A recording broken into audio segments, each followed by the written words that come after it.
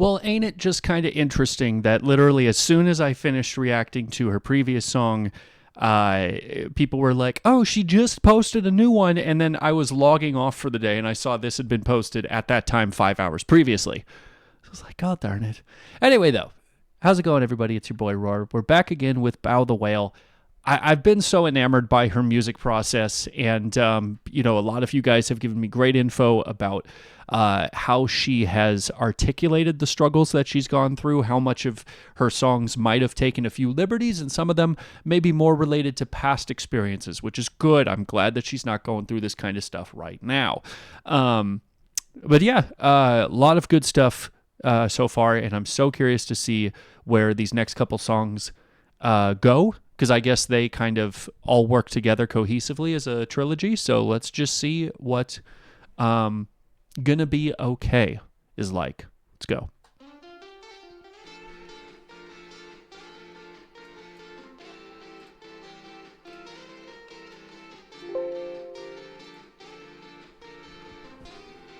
Very nice guitar.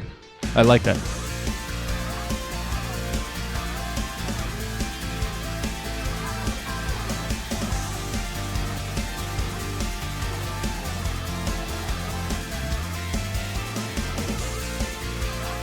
Okay.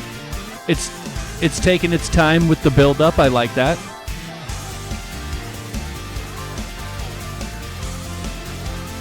Okay. Before we get into this, I do want to mention, I think the set pieces are very interesting here. I believe in the previous video, they were still in this dimly lit room, still had the same sort of blue, dark purple gradient going on, but it was a TV in front of her, and there was the bath and everything. But here it's the same environment, but it's the actual instruments, and it's there's wiring all around her, boxes floating around her. I feel like conceptually that could mean a few different things.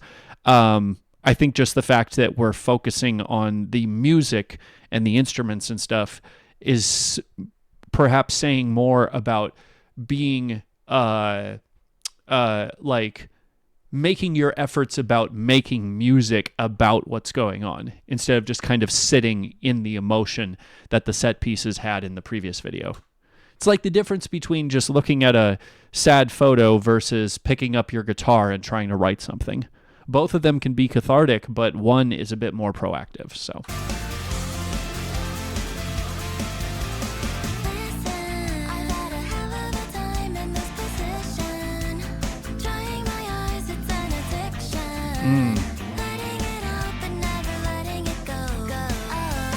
okay, so I know obviously this is pretty straightforward with the lyrics and stuff, but that really means a lot to me. As someone who struggles with feeling like really letting, parts of me out that I feel like people won't like, or just being myself, I don't feel like I relate to the addiction part of thing, but I do feel like if it were me, you kind of do get attention, and you get, a feeling of validation from others when you share your sadness all the time. And if you're not worried about the pendulum swinging the other way and people getting burnt out on you for being, too open and honest all the time, which is something I usually feel, then yeah, I can understand why it's an addiction. But also your brain does get those chemicals by releasing tears and finding that dopamine, releasing tears, finding dopamine. But if you actually truly let yourself go, you do have to let those feelings go and allow them to hurt potentially even more before they're able to separate from you. And that's a lot of work. That takes a lot of work, make no mistake.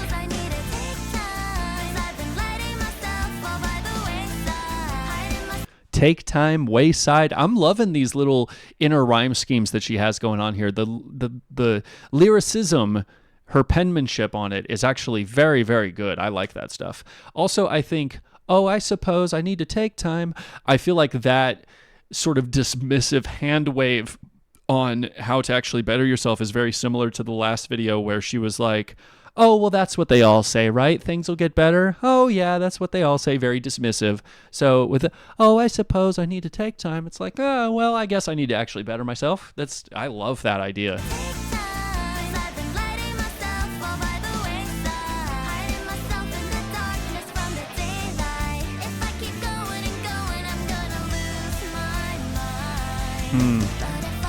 And also having that self-awareness of what I'm doing is not helpful ultimately, and it's going to hurt me if I keep doing this kind of thing. That's something a lot of people just don't, they might not even be at. But I think when you're in that position where you're very self-aware, then that's a perfect opportunity to just step over the threshold of that door and be like, okay, we're making this choice. We're going to better ourselves. Boom, here we go. It's still very scary, and you're still kind of at the precipice of a huge change in life, but you're closer to making that choice than before. Because it's tough when you aren't even self-aware enough to be like, what I'm doing is not helpful.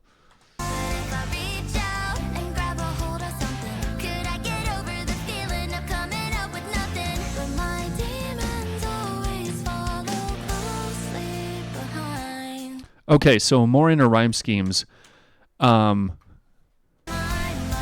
Hold on.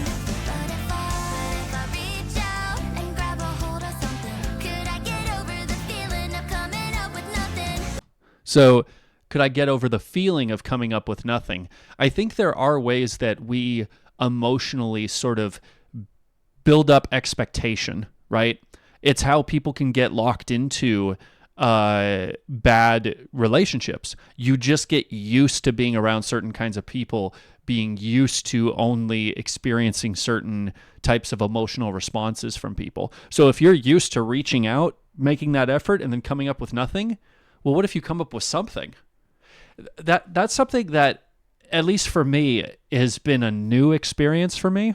Whenever I've accomplished something, there's a general feeling of confusion.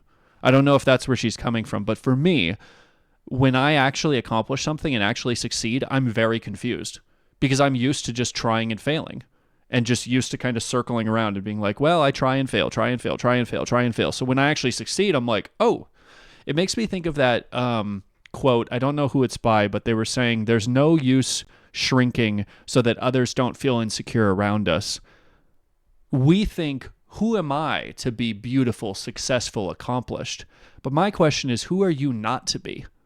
Because with that same energy where we're constantly thinking things aren't going to succeed, there's every possibility that everything is going to succeed. There's no more or less reason to think that you're not going to accomplish something than you are going to accomplish something, except for what you've taught yourself.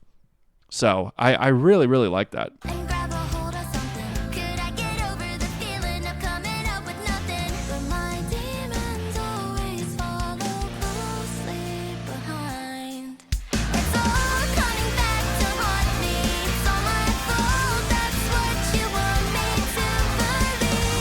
Okay, that's what you want me to believe. So again, you're kind of ending the line, but then you're adding a little bit more after that. And that adds lyrically a lot more emotion to it. You want me to be in this negative position, but you also want me to believe that. You want me in a position where you can continually use me and affirm for me that you're the only safe person for them. But then you also want me to believe it because that'll keep it, ingrained in your head whenever you encounter other circumstances like that. Also, with saying the demons follow closely behind, that's always that negativity that's in the back of your head. I'm probably always going to be negatively inclined for the rest of my life. That doesn't have any merit on how I attack life at the present. It's always there. I always have to be mindful of it and always be aware that it's going to come up. But I don't have to give it credence every single time it comes over my shoulder and goes, hey, you probably won't succeed in this. I could be like, sure, but I could also do really well. Go away. I think sometimes we look at all those negative feelings as if they're all legitimate and they all have to be this big, huge, scary thing. When really, like one of my therapist friends put it, it's like a buoy. It'll float up to you in the water and then it can float away. Just because it's there doesn't mean you have to be like, oh, I can't believe I think this. Oh no, I need to stop thinking this way. No, just let it go. Just let it go. Because that also gives it less weight. That's how these types of demons follow you. You keep giving them weight. You keep giving them attention. But if you understand that, hey, I know logically this doesn't hold any merit on my ability to succeed and better myself and grow, go away.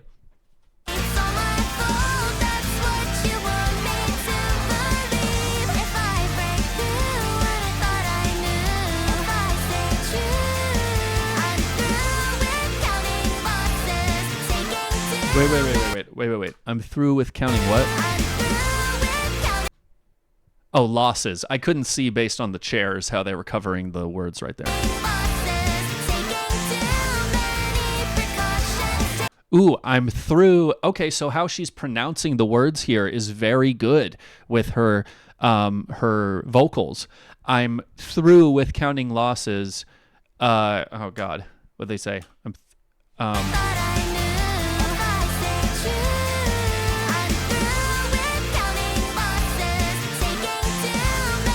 Yeah.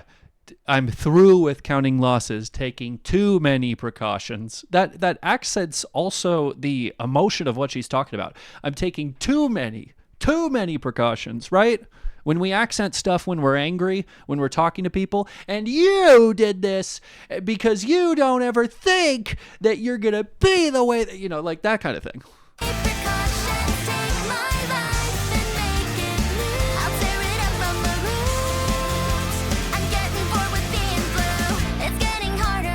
Interesting. I wonder if that's a nod to some of her VTuber lore and stuff. I'm tired of being blue because she's changed up her color palette a few times, right? I mean, I don't think it has much more to do with that if it is VTuber related, but it's just a fun little side note I was just thinking of. I'll tear it up from the roots.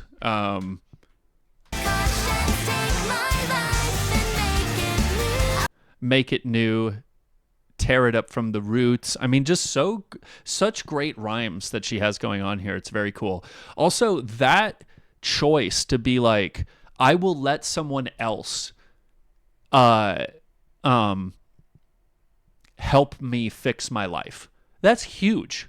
That's huge. Because it's one thing to constantly be like, well, I have to be in control. I can make this work out. But then we were already talking about how she was like, I keep making too many precautions and I keep cycling back around and not actually bettering myself. I give it to someone else out of my control. That's huge, first of all. But then also saying, tear it up from the roots. We don't need any of this to stick around. Speaking as someone who's gone through my own addictions and talked to many people who've gone through addiction, it's not even the addiction itself. It's almost you're so used to that lifestyle, that acceptance of those types of lifestyle choices, right? So the idea of not even having them be a part of your life, even though you've grown so comfortable with it, comfort. Even if you're not happy with what's going on in life, our brains get so used to the comfort of regularity of what is going on that it's so easy to just be like, yeah, I do want to change, but I am very, very comfortable with where things are at, even though I'm not happy about it. So for her even having that self-awareness to be like, really, this needs a complete overhaul, props to her on that.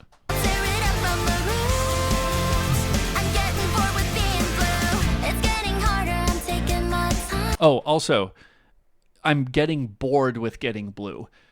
The only way we change is when the hurt of change is less than the hurt of staying the same. So sometimes even if it feels like being bored is not really the greatest rationale for changing your life for the better, hey, at some point you're going to be so just done with the hurt of where you're at right now that the hurt of changing is not going to be as bad. You're going to be like, you know what? I don't even care if this hurts. It just sucks where I'm at. Let's just do it. So that's really, really cool. I like that.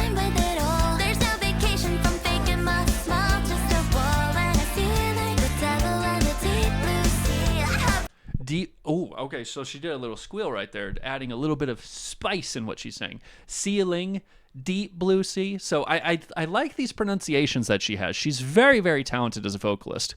And I heard, I think someone was saying the person who, the duo that does these instrumentals is Numi for one of them. And she does a lot of kind of rock, lo-fi experimentation stuff. I don't know who the other person was. I forgot. But, it seems to me, I don't know much about Numi or Bao, despite, or should I say, aside from their music and stuff. It seems like they're really good friends, which is good to have in the music world, because then you can kind of work off each other and be like, hey, this is kind of the style of what I want to go with. This is the lyrics that I'm writing, that kind of thing. So I like that.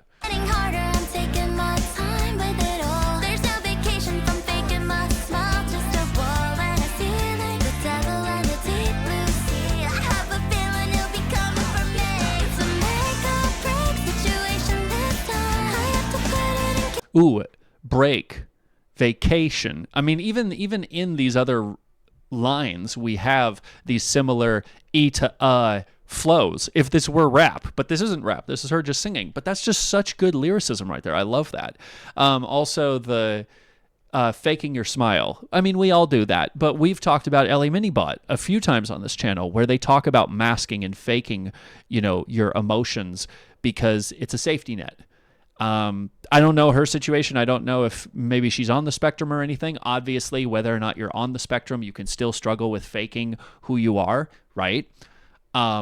It's just also, it's just interesting. We were just talking about one artist having their own struggle with that for a particular reason, and now we focus on another.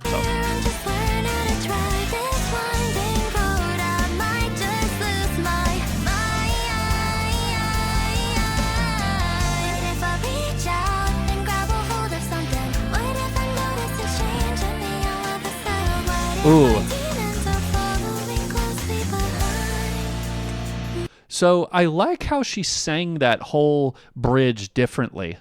But also, I mean, we did change it. We did change up the lyrics a little bit.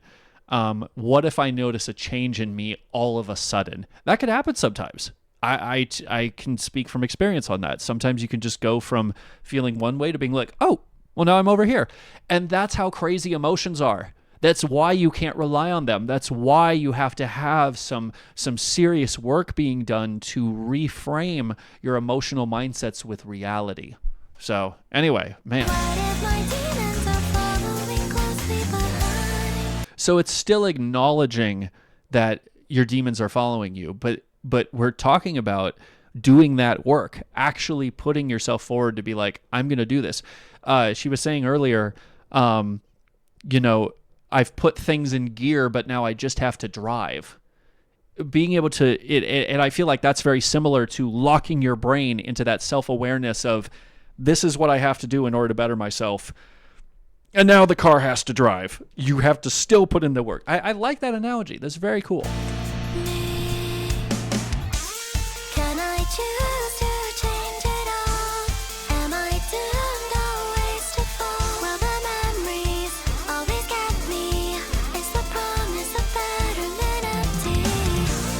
I will choose to change it. Hey! I will leave here standing tall. Get it. Leave the rest be. I don't need you to let me. Then when it's all I don't need you to let me. I don't need anyone's validation or encouragement to better myself. I was always looking for other people to validate how I was feeling. And then I was stuck in that limbo of other people's approval. Now I don't need you to. I care about myself and care about what I need, period. That's beautiful. That's beautiful. I was hoping, especially since people were talking about this being a trilogy, that they were like, oh, since it was a trilogy, I was like, okay, the first song was very, very dark and intense, a lot of unresolved stuff that we were talking about, but she was still very self-aware, pretty much. But now we're starting the change. I wasn't sure if she would make that statement of like, I'm going to do this. This is happening right now. I'm going to better myself. I'm done with this other stuff. That's really cool. It makes me curious, though, how we're going to conclude this in the third song.